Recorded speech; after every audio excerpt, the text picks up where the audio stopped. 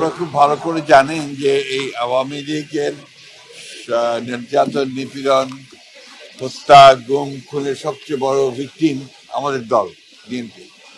এবং আমি নিজেও ১১২টা মামলা এবং ১৩ বার জেলে যাওয়ার সুযোগ পাবো।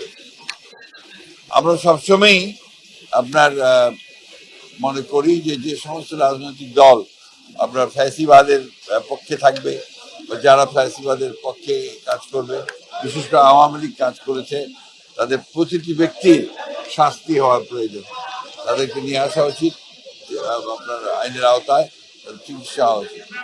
এবং এই বিশেষ করে দলের প্রধান শেখ হাসিনা, তিনি এককভাবে আমি মনে করি responsible for the killing of thousands of people, এবং যেন টর্চার নিপীড়নের জন্য তিনি দায়ী।